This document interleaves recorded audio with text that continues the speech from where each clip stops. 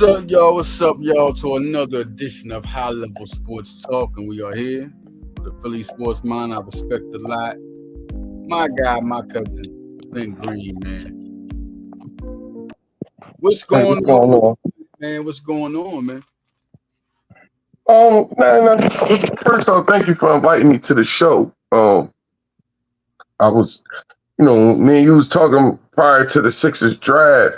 Mm-hmm. I was saying, I was throwing some names out there. We both was not in 100% agreement, but I was saying how it seemed to me like the Sixers was catering more to these two players, Right. and that was Edgecombe and Johnson. And everybody wanted Bailey, but I think the maturity is why they backed off of Bailey. What we talking about, High Level Sports Talk, is one of the things we're going to get on. One of the big things is first we're going to talk about VJ Edgecombe versus Ace Bailey. It was a big thing going around, but he wasn't taking the visits with any teams, and he wanted to be chosen by Washington. That was his big aim. He didn't want none of the top 5 teams to come through.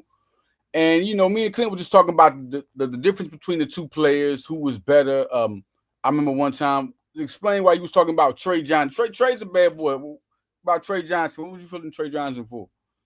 The shoot, the way how he shoots at his age, it looks like, when you look at it, it looks like Ray Allen. Yeah. The way how the ball releases and the way how he spots up, and he has such focus with the shot. That's why I think his shooting is only going to get better. I don't think it can get worse. So, that's Trey why. averaged 19. Yeah, Trey averaged 19.9 a game, shot 39% from 3 with Texas. I mean, he was always a baller, man. That was not definitely a guy. I'm thinking the four, Ace Bailey. Now, to let people know, high school had him at 6'10".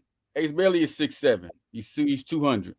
And just like, Edgecombe, he's they say 6'5". Edgecombe is 6'4". So you look at that, and I was like, okay, we go to the 4. And in this generation, small ball lineup, he plays explosive. He got the shooting ability. That was the perfect fit for the Sixers. Everybody wanted Ace Bailey. I said either get Ace Bailey or trade up and get Cooper. You need that 4. They had nobody at the 4 was, and then Gershon, he signed with New York, but at the same time they was trying to go after him. But I was like, listen, that was it. But they wanted Edgecombe. They wanted Edgecombe. You kept hearing about it. I didn't think they was gonna go for a guard. I was like, nah, what they gonna put him at? And they went for it, and they got him. And listen, Edgecombe was number 5 in the country. Ace Bailey was number 2 in the country. And the same, these two dudes are definitely have star potential. I think they're both going to be all-stars, But Edgecombe is the best two-way player in the draft.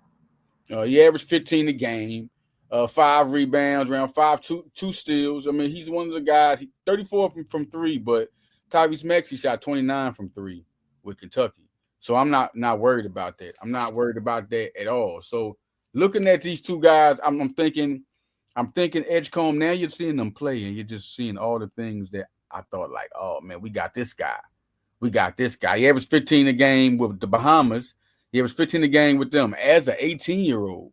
He was playing with Buddy Hield and DeAndre Ayton and them boys. So I was like, okay. And he was lights out. So he played with Cayenne Anthony at Long Island Lutheran, and he helped them win the state title. VJ is that guy, but Ace Bailey was always a generational scorer. And he's going to be there. He had 18 the other night. He just had a better game. He shot 7 for 14. But still, VJ had 28, 10, 4 assists, 2 steals. Like, he's like, I'm here. VJ said, I'm here. Like, so, looking at these two guys, now they said the Sixers now, looking at them, they done went up 15 spots. They're 11th now in the power rankings. People are thinking when healthy, they're giving them that. We all know the questions when healthy, but what do you think of the Sixers?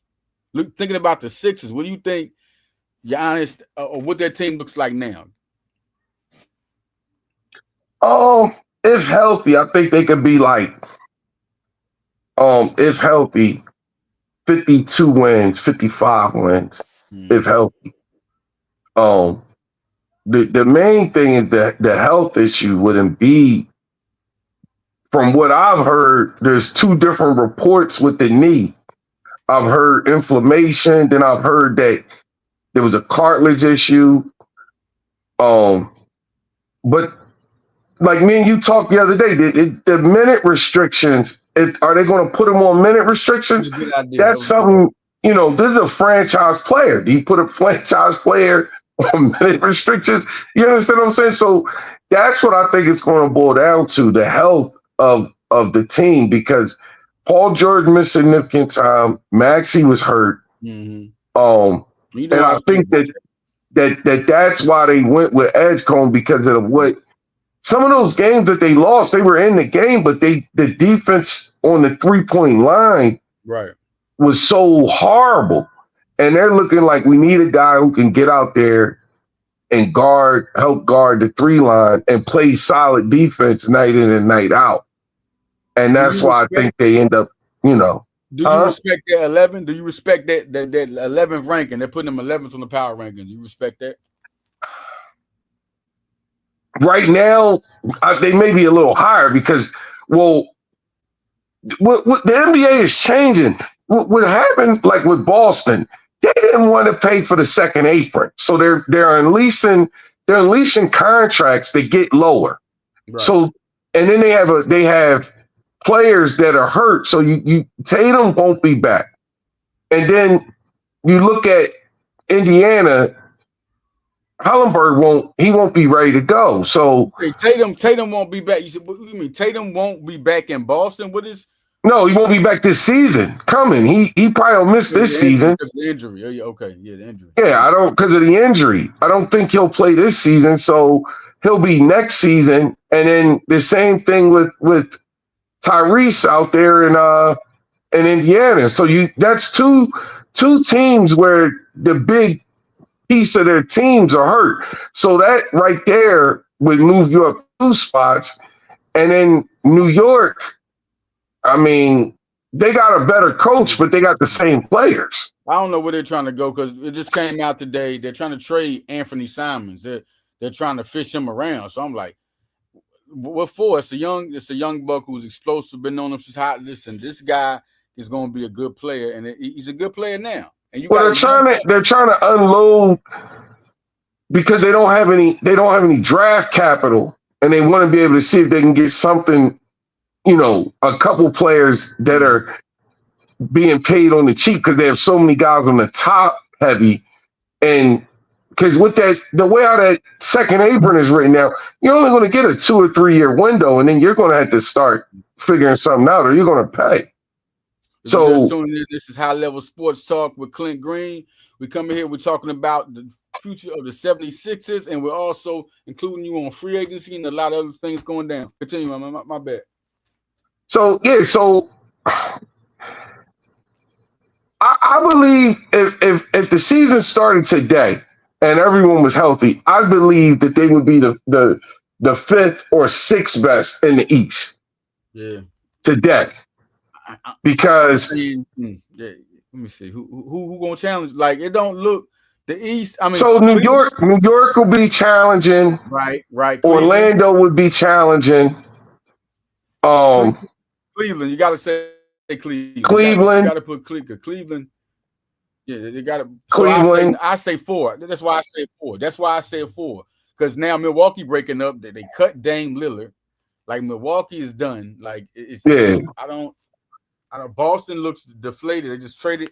All this is a surprise to me. What's going on? I mean, you don't want to get old, but you're not old. Like, I don't really understand. I mean, I guess teams don't want to pay for that second apron. That's what that is. And the second apron, technically, it's a harder cap, because you're going to get the opportunity to sign players, but you only get that 2 or 3 year window, and then you're going to have to figure it out. And then on the flip side of that, let's say if you're a team that takes on a contract like that, well, your apron clock is going to start. And then if your apron clock is going to start, you're going to have the draft picks, but you still are going to be paying for the apron. So that's where I don't know. The league is trying to make it as competitive, but it's not. I don't know. I mean, that part of it, they're gonna have to figure. They're gonna have to redo that. And I know they don't want to go to a hard cap, and they had the luxury tax, but now Clint, with the apron, you're gonna have guys jumping and contracts getting moved all around, and guys getting waived, like you've seen with Dame Lillard. Excuse me, going back. Let's talk about the 2 draft picks. What is the difference? Do you like VJ over Ace? Did you like this draft pick better than getting Ace Bailey, or was this the best one because you felt like he didn't want to come? This is the thing with Ace Bailey. There's 2 things for me that I liked VJ over. The first thing is when you look at the videos, because there's been videos out of Bailey for like the past 3 years. He was one of the better talents. I mean, there was even talk of him 2 years ago or 3 years ago going to a prep school where he would be able to graduate high school in 3 years so he could enter the college a year early to get to the draft a year early. I remember that conversation. The problem is when you look at those videos and then you look at what he did this past year in Rutgers, nothing changed. Nothing changed. You've seen the same thing. And that was a concern for me. The other thing is generational score. Generational score, but doesn't the players around him for some reason don't get better though. I don't know if you've noticed that. Like the AAU team he was on, he didn't really win there. He was over here in Rutgers. He was with Harper. Yeah. I mean, they're both top 5 talents in this draft. They only won 15 games. I don't think that was bad coaching. It's a little hard on freshmen, man. You can't even look at all about Calipari. Remember Calipari? Well, let me ask you a question. If you would have put Jalen Rose and just Jimmy King on that Rutgers team, you think they'd have won more than 15 games? Listen, so that's what I'm saying. Yeah, no question, no question. I mean, but looking at this though, looking at that, who is going to be the coach? We gotta kind of analyze that now. You saying that because that game was good back there. It was a Fab Five. It's talking about Jalen. He's about Jalen Rose, Chris Webber, Ray Jackson, Jimmy King, and Juwan Howard. That was the Fab Five. But even let's say if you had two of the 5. They probably would have won more than 15 games. That's why I can understand. He did have some injury there where he missed a little bit of time, Bailey. You gotta have players. Some of the other kids on that roster didn't get any better either, though. No. I don't know what was going on over there. So it had to be coaching around there because it had to be coaching, and then also Bailey has kind of had like a group of guys around him. For some reason, he has Omar Cooper around him, who is Sharif Cooper's dad. He's actually acting as an agent and a facilitator right now. There's a situation right now. Cooper, and played at Auburn. Yep. Yeah. And there's a situation where they're saying in Utah, he's basically showing up to practices and all this stuff. So it seems like that Bailey wants to put himself in position when the next contract comes up to get the 280. So that's why he only wanted to go to certain teams to put himself in position to get that 280. I dig it, but that agent was a dumb move. Listen, you work out with the team. That was a dumb move. That was he listened to agents. He's young. That's what happened. That was bad agent move, man. That was it cost him. It could have been a top 3 pick. It cost him that. So Yeah. So. The thing with VJ, you can see that he's gotten better as the season went on, and he wants to work. And for the Sixers right now, they don't need any distractions. They got enough stuff going on. Right. So that's why I personally wanted VJ over Bailey. Now, as far as the talent, Bailey's the better talent, but is that talent gonna gel with the team? Yeah, we'll see. We'll see how that goes. One thing is if I like somebody, but VJ still is a superstar. But he's lights out. He can play at both ends of the floor. He's Ryrie. He can make people around him better. And really, he's an underrated passer. He's underrated passer. So we're gonna see more, and he'll be able to play around vets and stuff. So it's gonna be something to see. Now, talking about the other class, Johni Broome. What do you think of him? I like him personally because he battled with some of the best programs for Auburn. And we got the second version of Zach Randolph. I think as long as you're giving him minutes, I don't see where we're going to go wrong. Is that you got to give him minutes though, so they're going to have to figure that out. He's the guy can play. He can play. Yeah, and I think that can shoot threes. He's shooting threes. He's shooting threes. I think that as long as he's getting 15 minutes a game, we should be out. Now, the thing is, he's gonna get some G League time though. He's gonna get some G League time.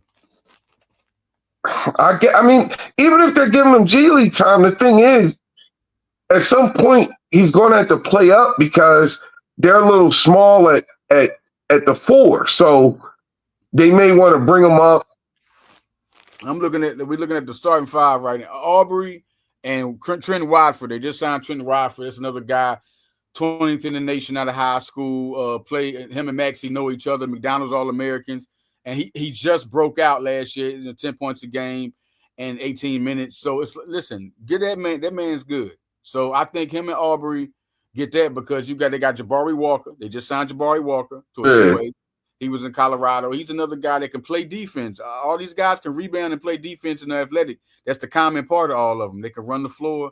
Jabari Walker and Bona, they're gonna, and Broome, they're gonna develop. They're gonna have one more year, between both ways, going between NBA and G League. And then I think that's the reason, because Aubrey's not gonna get re-signed. I don't think that's happening.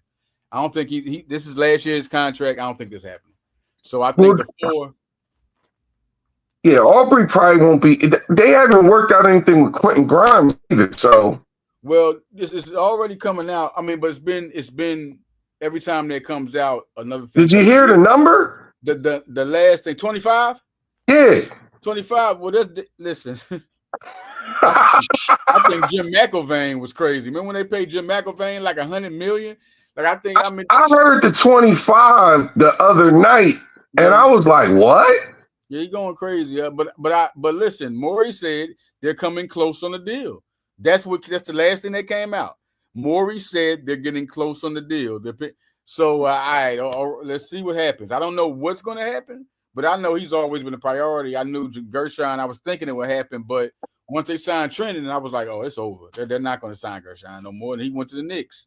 So, I mean, looking at this team, I mean, Drummond's going to back up Embiid. Embiid, man, he's such a, like you said, I'm really agreeing now more and more with the men's restriction. I'm really, because it's like if you got a bench, if you look at this team, they have potentially, with Jared McCain coming off this bench, Kyle Lowry coming back, you still got Justin Edwards, you still got Ricky Council, okay, you got Trendon Watford, all these guys have scored 10 points a game in 18 minutes, at least in 18 minutes. When they get time, these guys can impact. So you got young players. Now you can run the floor. Don't run up and get Embiid beat up. You know what I mean? Let him score 26. Let him score 26. Let Maxey take over, like y'all saying.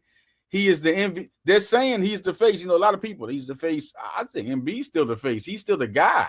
Until Maxey does like Dwayne Wade, does like Kobe, and takes over, stop giving them that. I love Maxey, but stop giving people what they ain't earned yet. Like calling people superstars when they ain't earned it. Listen, it's a different age.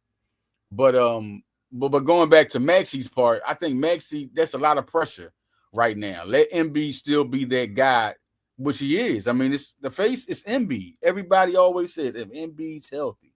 We don't, not if Maxey's healthy. Not if Embiid's healthy, this team goes anywhere. And so if you can like neutralize when he gets hurt and be ready when he gets hurt, start grooming Maxey and them like that. Start making this playbook to the point where, okay, when he's out, we have plays to win with the players we got. So I just think it's that time now. It's like put up a shut up. After the Eagles won Eagles won a Super Bowl. So now it's like Phillies had a crazy year, the most disappointing year in Philly history to me. That was crazy. They had the best record in baseball. And then now you look at the Sixers, I mean, injuries. I'm gonna give them that. Okay, let's just say that. But now when you get on the floor, we've had Harden, we've had Jimmy Butler. There's no way we should. If they're healthy, I don't see why they can't win 50 games. Yeah, it's not even a question. It's not even a question. If we talk, I'm saying 55. If Embiid plays, okay, it's 82 games in the season. If Embiid plays, if he plays 71, I think I'm asking too much. 68 to 71 games. That team can make, because they got the young players now. Maxey can light it up. Maxey had 1 year, he had 3 50-point games, man. Like, what are we talking about? It's time to start putting them in the forefront to make something happen. VJ looked like he got it. And Nick Nurse is a defensive coach. He starts playing. They talk about Chris Boucher, too. He's on the Chris Boucher is a guy they're talking to right now. He's been talking with him, and he's a guy that's 6'10". He got 2 championships, one with Toronto, one with Golden State. He's a two-way player. He can shoot threes. So they're trying to they're coming with a lot. They're coming with a lot to make. They want Grimes. If you put these teams together, just sit here. The names I've said. Let's take Boucher away right now. Put Grimes there. Put the names right there, these teams. They got a player for every position to back up. In this small ball league, they got the athletic team that can play above the rim with Council and VJ Edgecombe. And listen, and Grimes, all these guys can shoot. Maxey's had 40% shooting from the season before. It's 2 in a row. Grimes look great. You talk about we get Grimes off the bench, he's not starting. I'm let everybody know now he's not the 25 a year. He's on the bench. Him and McCain off the bench with Justin Edwards. If Drummond can do his rebounding and take up space, we don't need him to do much, but take up space, might score 7 points, get you a guy that can get 8, 9 rebounds, clog the middle, beat up some people in the middle. That's all they need, because Embiid needs the pressure taken off, the minutes taken off of him. The minutes. That's all it is, man. We ain't trying to get nobody to come and do what Embiid do. That's already crazy seeing how he plays, like Akeem Olajuwon, like a 7-foot Kobe. Like when he's on his game, Embiid is 7-foot Kobe. So hitting from everywhere, dunk on you. So, I mean, talking about let's talk about who you think is the team that can win it all next year. OKC will be back there if they're healthy, and then you'll have a defense. Yeah. The surprise team will probably be the Wizards. Whoa! What? What? Talk about that. What? Why you think the Wizards? I think the Wizards will make the playoffs with that roster. I don't see, unless someone decides to party every night. You know what I'm saying? Clint, they have some veterans. Clint, I think they'll make the playoffs. So I don't think that they'll get far, but they'll make the playoffs, 8th seed or something. Playing game. Name something. That roster right now. Name the Wizards. What's the roster? What are you believing in? They made some trades the last couple of weeks. Cam Whitmore. I know Cam Whitmore. And as they have made the trades, they've taken on cap space, and then they've gotten some picks too. What's these players? Who are these players we naming? Who are we believing in? So right now their roster is they got Marcus Smart, and then remember they had AJ Johnson from the trade last year. They were able to get Middleton from the Bucks. They got Cam Whitmore. And then they were able to get Kershawn George. They got Malcolm Brogdon still on the roster. And then they got Kelly Olynyk, and they got CJ McCullough in the trade a couple of weeks ago. So you just named the EBT line of basketball. What are you I mean, if coached properly, this could be something. I mean, I'm just telling you, this is Malcolm Brogdon. I'm just telling you, this could be something if coached properly. And you will be sitting here and you be like, wait a minute, they're winning? You know what? I'm just telling you because they do have guys. I'm gonna say it too. I'm gonna admit it.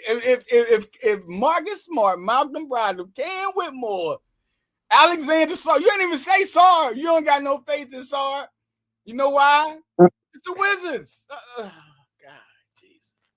It's the Wizards. Oh, yeah, the Wizards. I don't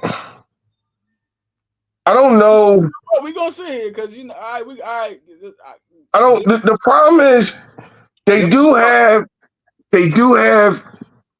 a coaching staff that's questionable, but they finally got some pieces to help them. So we're gonna have to see if those pieces translate Chris Middleton to wins. Okay. All right. You know what?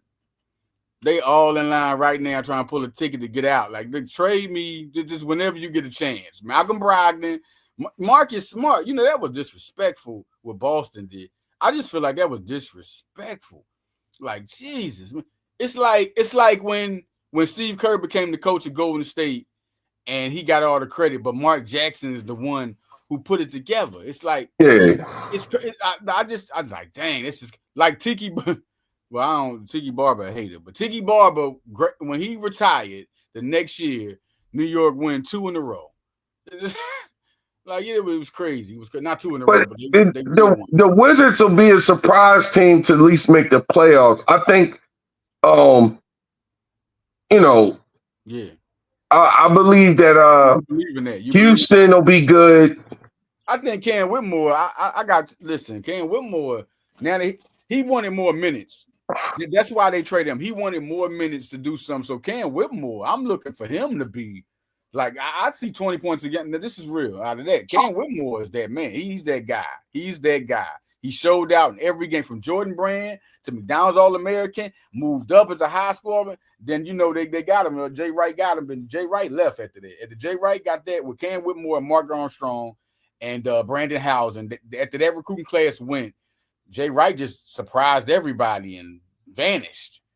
So Kyle Neptune was working hard just trying to get that whole class back, let alone try to live off the culture. That was just, it was real. He's a good coach. I think being a black coach in Villanova was already going to be the challenge.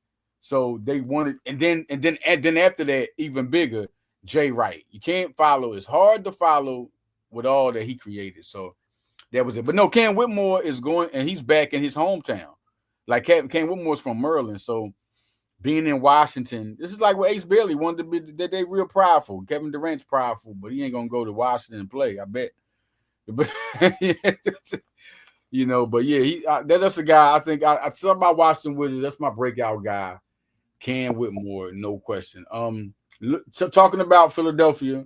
Going to is anybody else? Hunter Sallis. Have you ever heard about this guy? It's another guy, 2-way contract.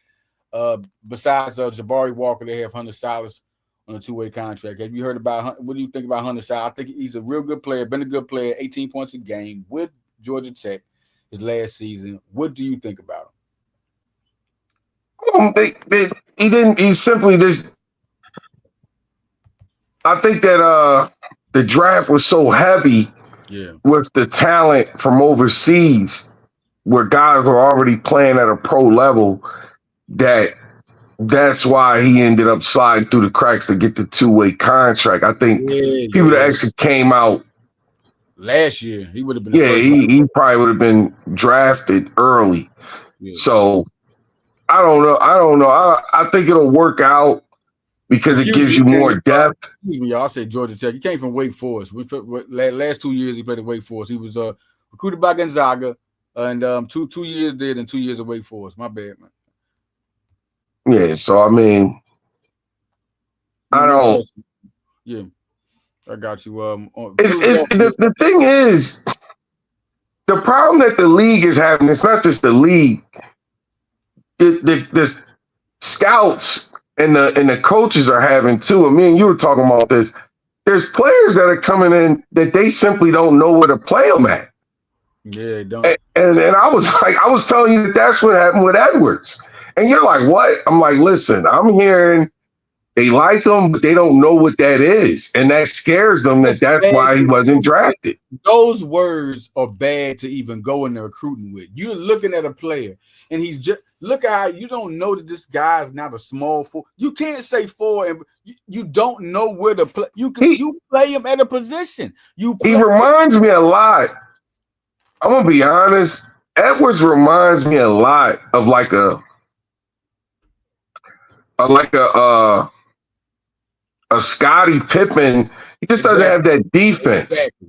He doesn't have the defense because he's really like a point forward. He can distribute the ball and he can dribble. He can dribble. And with him distributing the ball and dribbling, he also can shoot. That was good. And he just doesn't have that defense. That's the thing. But he's only 18, 19 years old. You have time to develop. It was good to get It was smart to sign him to a 3-year contract. That was smart to take advantage of that. The man came in, take advantage of his opportunity. Edwards was number 3 in the nation out of high school, out of Philadelphia native. Edwards was that guy. And for that guy that high drafted, not to get drafted. We ain't talking about guys, that didn't get drafted. Like, 3rd in the country. 3rd in the country. Like, it's crazy. It's crazy because it was guys that was drafted, and every draft was like that. You look at guys that's drafted at around, sometimes it'd be from the late number 30 and down. You're going to be like, what?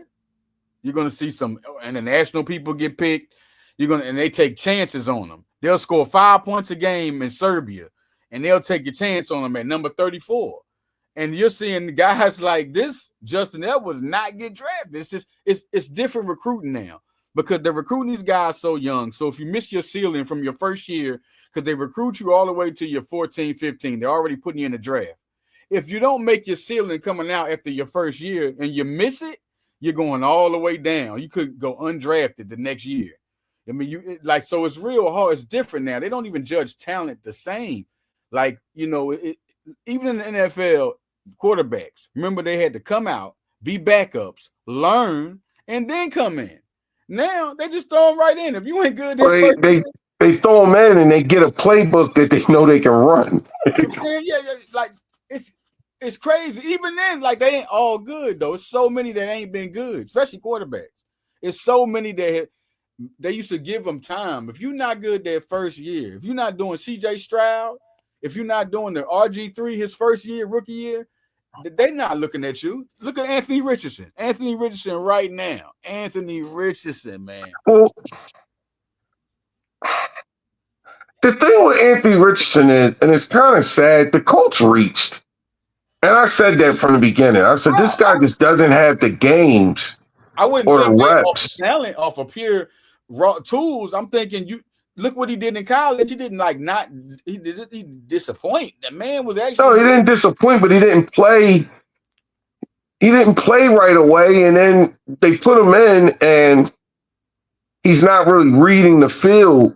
I think putting him in right away was the wrong part. Yeah, and so right away was the wrong part. Everybody can't go in right away. Carson didn't even listen. McNabb didn't even come in right away. Like, listen, nah, it's just. I think it was week 4 or something for him. Yeah, it was Doug Peterson was there before. He was the quarterback. Remember they had Doug P. And then all of a sudden he came. I just think the way they develop young people, they put the pressure now. I know the money's up. The money's up.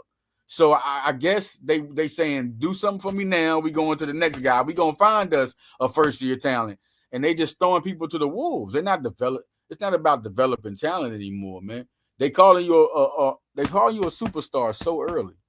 Like Ben Simmons, that was one of the parts that kind of messed him up because he was a superstar. He was number 1 in the country. You gave him the Magic Johnson, and believe me, I saw the talent there. He was totally a different player in high school than what he was when he got to the NBA.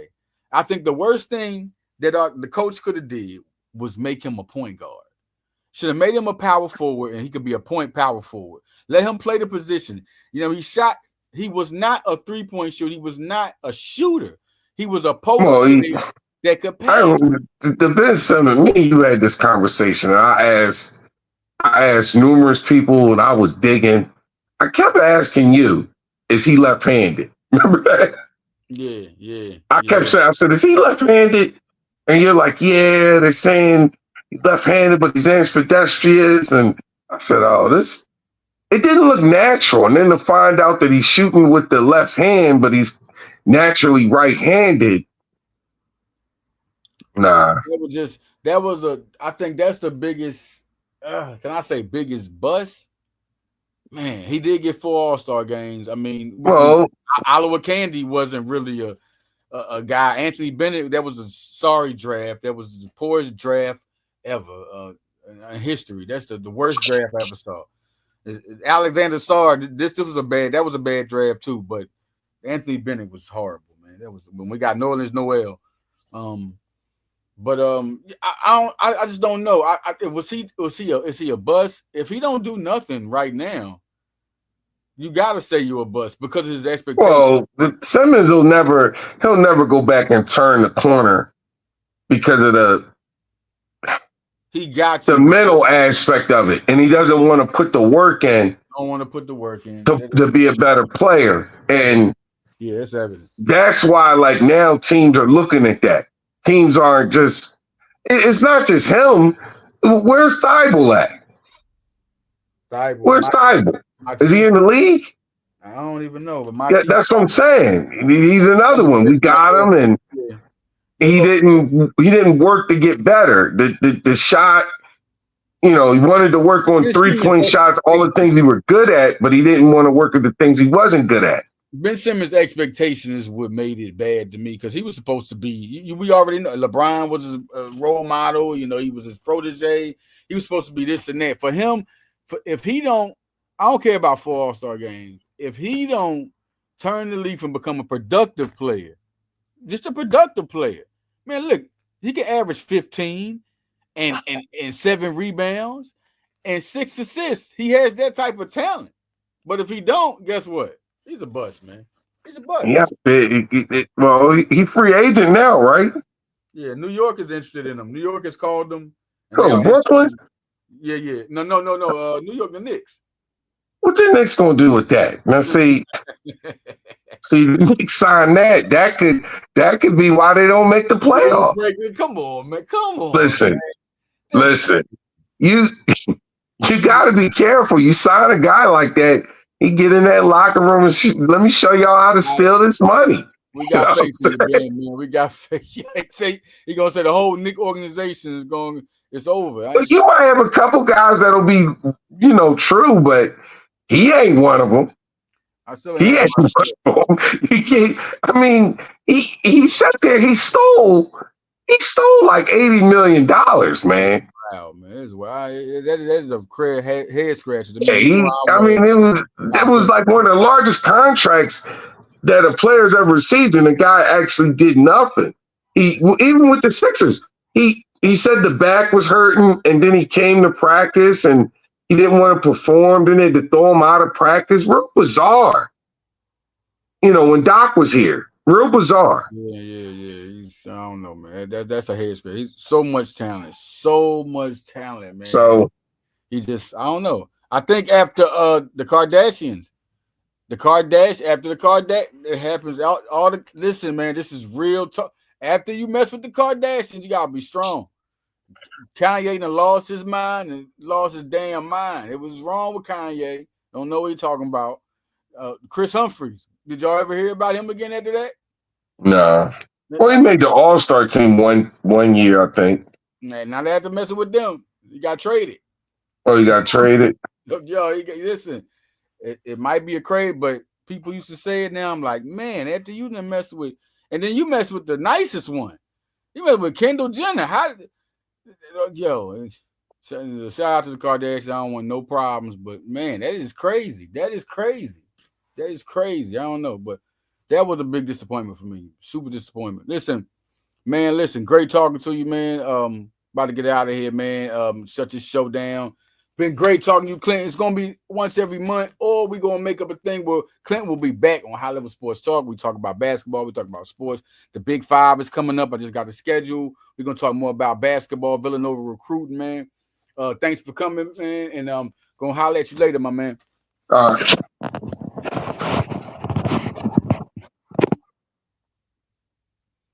Yeah, y'all. Listen, that was my cuz Clint Green, man. Listen, I respect him so much, man. Love him to death. We've been knowing sports for a minute, a long time. My Uncle Ed, Edward Howard. Love him to death. Love your Unc. He was could have been one of the greatest NBA players. He was a real good NBA basketball player. My pops always used to talk about him, man. You know, when you're Philadelphia's Philadelphia, you know. And one of the greatest people I know, a great uncle, man. Love you to death. Um, we will be doing, you know, new episodes. I just want to get together like how I'm gonna do with Clint, man. He's a good person to talk to because he's always in there with basketball, and you know he's my uncle's son, so you guys got in his blood, man. It's just there. He just talk about it like nothing, man. Like it's whatever, like boom, you know. But it's real good to talk to him. It was real good to get those insights about VJ. Like he's from the Philadelphia people. He's in Philly. So this is not a guy with perceptions. No, he's a Philadelphia fan, like a historical, like a historian in sports, passionate. So you're getting like the real deal. You know, you're gonna get what he don't like. It ain't gonna be always what he like. He ain't gonna always be, you know, he gonna give you the real. So we'll be having a show with Clint Green, and it's gonna be great, y'all. So I'm out of here, y'all. Another episode of High Level Sports Talk. This is your host, Leader Johnson, and we out of here.